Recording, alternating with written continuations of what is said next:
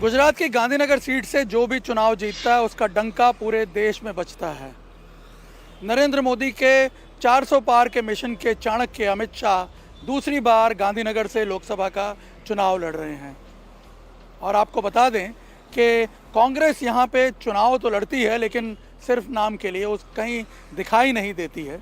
1984 में इंदिरा गांधी की लहर में आखिरी बार कांग्रेस ने ये सीट जीती थी।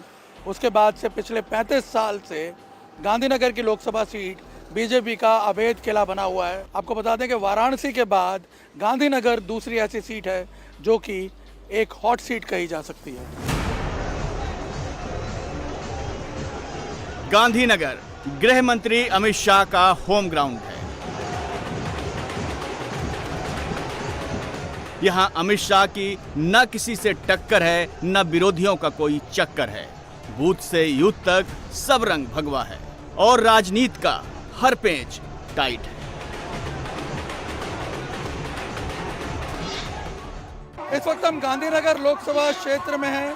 गांधीनगर लोकसभा क्षेत्र के कलोल में केंद्रीय गृह मंत्री अमित शाह का रोड शो हो रहा है और यहाँ आप देख सकते हैं अमित शाह के समर्थन में किस प्रकार से जनसमूह जो है वो उमड़ा है। यहाँ आप देखिए लोग उनका अभिवादन करने के लिए बड़ी संख्या में इकट्ठे हुए हैं। कलोल जो कि गांधीनगर लोकसभा क्षेत्र का एक विधानसभा क्षेत्र है, यहाँ से लगातार उन्हें लीड मिलती रही है।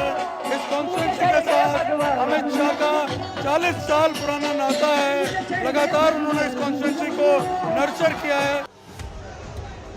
गांधीनगर में विरोधी क्यों अमित शाह के खिलाफ नहीं टिक पाते, इसका साक्षात दर्शन रोड शो में हो रहा है, जहां समर्थकों का सैलाब उमड़ पड़ा। कार्यकर्ताओं की ऐसी फौज और तेवर देखकर अमित शाह के विरोधी हक्के बक्के रह जाते हैं। गांधीनगर में किस प्रकार का जन समर्थन उन्हें मिल रहा है और यही वजह है कि जो ये विश्वास अमित शाह का दिख रहा है कि इस बार एक बड़ी जीत से वो अपनी जीत हासिल करेंगे, बड़ी लीड से। और यहाँ ये तो जो कार्यकर्ता है वो ये कह रहा है कि करीब 10 लाख की मार्जिन से उनकी जीत होगी। गांधीनगर शहर का वजूद 1965 से है और लोकसभा सीट का 1967 से। यहाँ 1989 में पहली बार बीजेपी ने जीत का स्वाद चखा। उसके बाद तो यहाँ भगवा रंग ऐसा चढ़ा कि कांग्रेस खाता ही नहीं खोल पाई। 2014 से यहाँ दो ही चीजें चलती हैं, एक मोदी का नाम, दूसरा सनातन का पैगाम। पूरे देश की तरह गांधीनगर की जनता भी मोदी जी के साथ है। पूरे गांधीनगर के घर घर में अब की बार 400 पार का नारा भी है, उत्साह भी है और मोदी जी के लिए आशीर्वाद भी। हम ये सीट पर जनता के आशीर्वाद से प्रचंड बहुमत के साथ जीतने जा रहे हैं। अक्षरधाम मंदिर भी इसी लोकसभा क्षेत्र में है।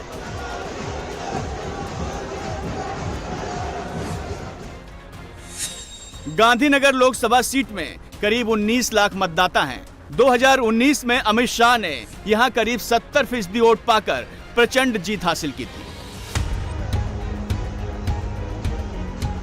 इस बम्पर जीत के सूत्रधार अमित शाह ही थे, जिनका एक एक बूथ कार्यकर्ता से डायरेक्ट कनेक्ट है।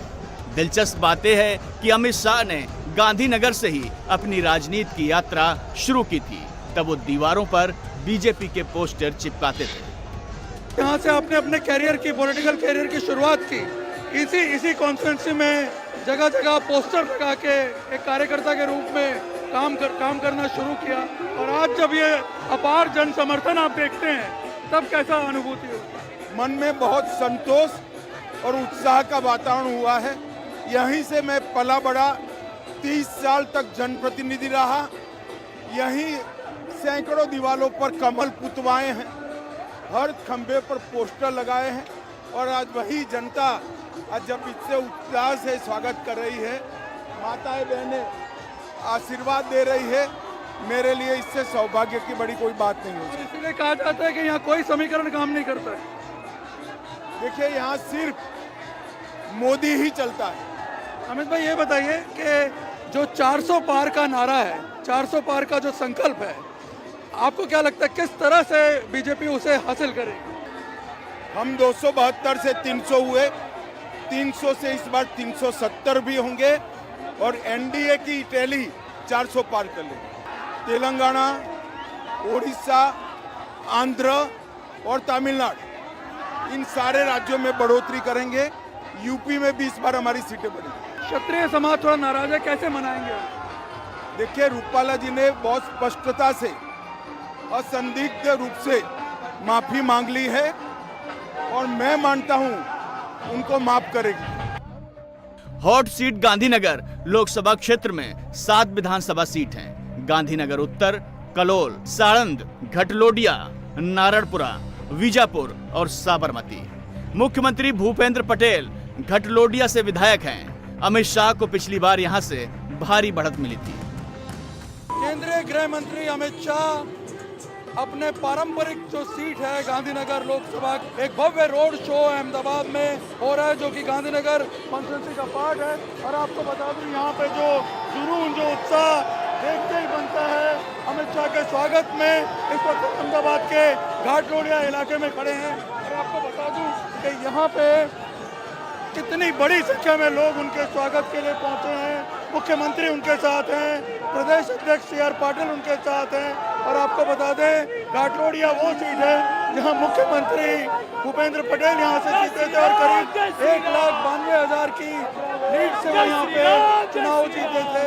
और आपकी जानकारी में बता दें कि जो लीड की बात हो रही है कि इस बार करीब 8 से 10 लाख की लीड से अमित शाह जीतेंगे, तो सबसे बड़ा फैक्टर जो है ये घाटलोडिया सीट रहेगी उसका, जहाँ पे करीब 2 लाख के आसपास की लीड से, 1,92,000 मतों की लीड से भूपेंद्र पटेल चुनाव जीते थे विधानसभा का। और अमित शाह को भी यहाँ से सबसे ज़्यादा लीड मिलने की उम्मीद है। और उसका जो चित्र है वो यहाँ पे आप जो भीड़ है लोगों की चारों तरफ, उससे देख सकते हैं।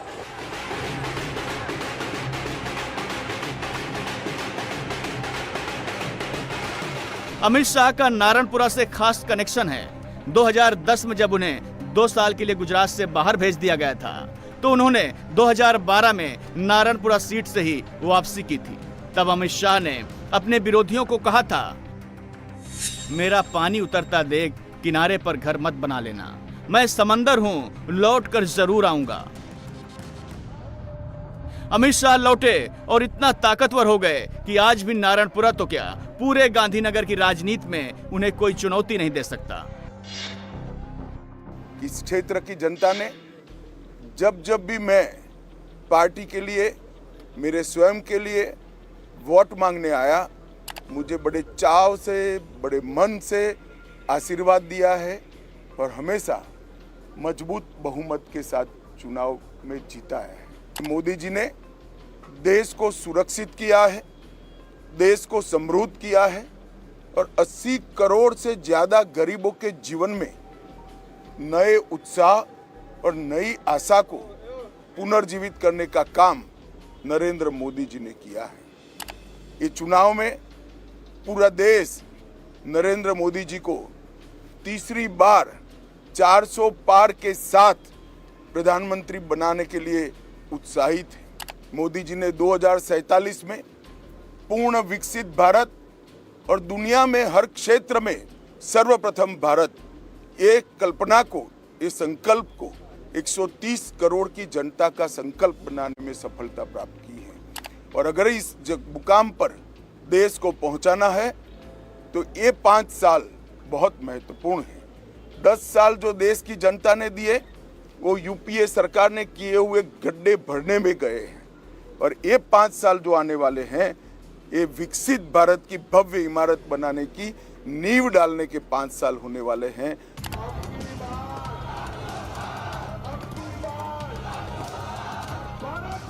गांधीनगर में वाघेला और पटेल बिरादरी का वर्चस्व है। इसके अलावा बनिया वोटर हैं। शुरुआत से ही ये तीनों समुदाय बीजेपी के कोर मतदाता रहे हैं। यहाँ पे आप देखिए, जिधर आपकी नजर जाएगी सिर्फ आपको लोग ही लोग नजर आएंगे जो इस वक्त अमित शाह के स्वागत में यहाँ पे उमड़े हैं। और आपको बता दूं, यही जोश, यही जो उन्माद है लोगों का, ये दर्शाता है कि किस प्रकार से बीजेपी इस बार जो 26 सीटें जीतने का दावा कर रही है बड़े मार्जिन से, उसको अचीव कर पाएगी। और एक बार फिर जिस प्रकार से कहा जा रहा है कि 400 सीटें बीजेपी लाएगी, 400 सीटें जीतने का संकल्प कहाँ से आएगा, उसका रिफ्लेक्शन यहाँ पे अगर आप देखें इस वक्त घाटलोटिया का ये चित्र जब आप देखेंगे अमित शाह के रोड शो का, तो उससे आपको अंदाज़ा लगेगा ये वो कॉन्स्टिट्यूंसी है जिसको खुद अमित शाह ने नर्चर किया है। गांधीनगर सीट से कई दिग्गजों की राजनीति जुड़ी रही है। आडवाणी यहां से 6 बार और अटल बिहारी वाजपेयी 1 बार चुनाव जीत चुके हैं। अमित शाह अब की बार जीत का ऐसा रिकॉर्ड बनाने के लिए चुनाव मैदान में है जो गांधीनगर में आज तक किसी ने नहीं बनाया। उनका इरादा 10 लाख के अंतर से रिकॉर्ड तोड़ जीत हासिल करने का है और इस जीत का मंत्र विकास और सुरक्षा है। अमित शाह ने 5 साल में करीब 20,000 करोड़ के नए प्रोजेक्ट गांधीनगर को दिए हैं। मेरे लिए एक बड़ा गौरव का विषय है कि जिस सीट पर से इसी क्षेत्र का प्रतिनिधित्व श्रद्धेय आडवाणी जी ने किया, श्रद्धेय अटल जी ने किया, और जिस सीट पर स्वयं नरेंद्र मोदी जी मतदाता है, उस सीट को प्रतिनिधित्व करने का मौका मुझे भारतीय जनता पार्टी ने दिया है। मैं इसी सीट पर से 30 साल से विधायक सांसद रहा हूं। यहीं मैं बहुत छोटे से एक बूथ के कार्यकर्ता से संसद तक पहुंचा हूं। अमित शाह के सामने कांग्रेस ने सोनल पटेल को उम्मीदवार बनाया है। सोनल पटेल भी उसी नारायणपुरा की रहने वाली हैं जहां से अमित शाह हैं। अमित शाह जब विधायक थे, सोनल पटेल के पिता कांग्रेस के कॉरपोरेटर थे। सोनल पटेल कांग्रेस में मुंबई और पश्चिमी महाराष्ट्र की सह प्रभारी हैं। सोनल पटेल की सारी उम्मीदें मुस्लिम और SC/ST के साइलेंट वोटर पर टिकी हैं। गांधीनगर में 80 मतदाता करीब 11% और ST करीब 2% हैं। गांधीनगर की लोकसभा सीट से इस बार कांग्रेस ने गृह मंत्री अमित शाह के सामने सोनल पटेल को मैदान में उतारा है। गृह मंत्री अमित शाह यहाँ से लड़ रहे हैं। आप किस प्रकार से देख रही हैं अपने चांसेस? ऐसा है कि ये स्ट्रॉन्ग सीट मानी जाती है। पहले तो कांग्रेस भी यहाँ जीता करती थी, थोड़े समय से कांग्रेस को नहीं जीत मिल रही है, वो अलग बात है। लेकिन कांग्रेस अभी लड़ रही है। बीजेपी की अगर इतनी स्ट्रॉन्ग सीट हो तो यहाँ पे अमित शाह पूरी पुलिस मशीनरी और गवर्नमेंट मशीनरी का यूज़ करके हमारे कार्यकर्ताओं को दबा के डरा के पूरा डर का माहौल फैला दिया है। तो मुझे समझ में नहीं आता कि ये किस तरह से बीजेपी की स्ट्रॉन्ग सीट है। दूसरा, बीजेपी दावा करती है कि इनका संगठन बहुत स्ट्रॉन्ग है, पन्ना प्रमुख सब आप जानते हैं, इनका जो दावा है वो तो कहीं दिखते नहीं है। पूरे पुलिस और गवर्नमेंट मशीनरी इनके प्रचार में लगी हुई है। तो होम मिनिस्टर इस तरह से यहाँ पे चुनाव लड़ रहे हैं। तो हमारे पास तो ये मशीनरी है नहीं, हमारे पास इस तरह से कोई गवर्नमेंट का भी मशीनरी हमारी सुनता नहीं है। तो वो हमारे लिए बहुत डिसएडवांटेज। ग्राउंड पे देखते हैं तो कांग्रेस का तो कहीं प्रचार ही होते हुए दिख नहीं रहा। कांग्रेस का प्रचार हो रहा है, लेकिन मैं यही कह रही हूँ, प्रचार तो कार्यकर्ताओं के द्वारा होता है ना। कार्यकर्ताओं को ही बहुत डराया जा रहा है। तो इतना डर का माहौल फैला रहा है, तो सामान्य कार्यकर्ता होते हैं तो ये तो डर ही जाते हैं। कौन रोज रोज पुलिस के पास जाना पसंद करेगा? इस बार जिस प्रकार का वेव है उसको देखते हुए कांग्रेस को यहाँ उम्मीदवार नहीं मिल रहे थे, आपको जबरदस्ती कहा गया। किस प्रकार का वेव है? बीजेपी के फेवर में जो दिख रहा है ऐसा है? मुझे, हम लोगों को तो ग्राउंड पे ऐसा कोई उनका वेव नहीं दिख रहा है। लोग खुश नहीं है। आपको कहाँ से वेव दिखा है मुझे नहीं पता। पूरे देश में भी वेव नहीं है और गुजरात भी उससे कोई अलग नहीं है। लेकिन क्योंकि इन लोगों को यही करना पड़ रहा है, अगर इनका वेव होता तो ये सब क्यों करते? ये अपने नॉर्मल रेगुलर तरीके से प्रचार करते ना। उनका बेटा जाके कांग्रेस के लोगों को तोड़ के अपने पार्टी में अभी भी ले जाने की सारी प्रक्रिया चल ही रही है। तो क्या वेव है ये? उनकी जो रैली हुई थी उसमें भी किराए के लोग थे, उसमें स्टूडेंट्स को ज़बरदस्ती लाया गया था। सिल्वर ओक करके एक इंस्टीट्यूट है। तो ऐसा करने की क्या ज़रूरत है? अगर इनके पास इतना बड़ा संगठन है, लोग इनके साथ तैयार है आने के लिए, तो ज़बरदस्ती लोगों को लाने की ज़रूरत क्या है उनको? गांधीनगर में 80% आबादी शहरी और 20% ग्रामीण है। मुख्यमंत्री भूपेंद्र पटेल से लेकर पूर्व डिप्टी CM नितिन पटेल तक अमित शाह के लिए प्रचार कर रहे हैं। कलोल बहुत बड़ा शहर है, तहसील भी बहुत बड़ी है और इंडस्ट्रियल और खेतीबाड़ी के साथ जुड़ा हुआ ये एजुकेटेड और सभी तरह की फैसिलिटी वाला विस्तार है।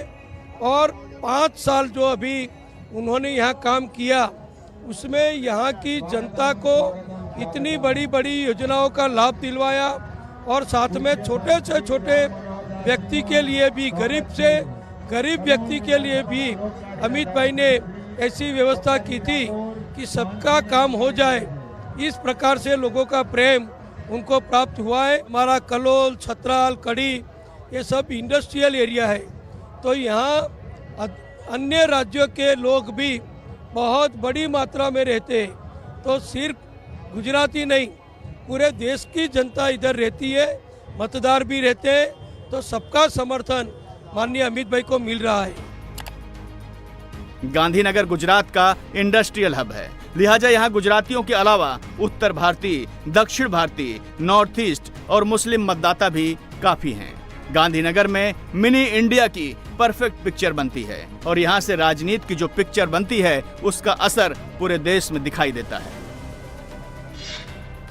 गुजरात में नरेंद्र मोदी और अमित शाह की जोड़ी ने ऐसी चुनावी बिसात बिछाई है कि पिछले 2 चुनावों से कांग्रेस यहाँ पे खाता तक नहीं खोल पा रही है। इस बार वो क्षत्रियों की नाराज़गी में कहीं अपनी उम्मीद देख रही है, तो कहीं मुसलमानों को एकजुट करने की कोशिश कर रही है ताकि उसे कुछ फ़ायदा हो सके। लेकिन इससे आपको बता दें कि चुनावी आंकड़ों में कोई अंतर नहीं आने वाला है। और जहाँ तक गांधीनगर की सीट की बात है, कांग्रेस कितने मार्जिन से हार जीत होगी ये उसके लिए ज़्यादा इम्पोर्टेंट नहीं है, बल्कि कांग्रेस के लिए ज़्यादा इम्पोर्टेंट ये हो गया है कि वो अपनी ज़मानत भी बचा पाती है या नहीं। कैमरामैन अमित राठौड़ के साथ निर्णय कपूर, इंडिया टीवी, गांधीनगर।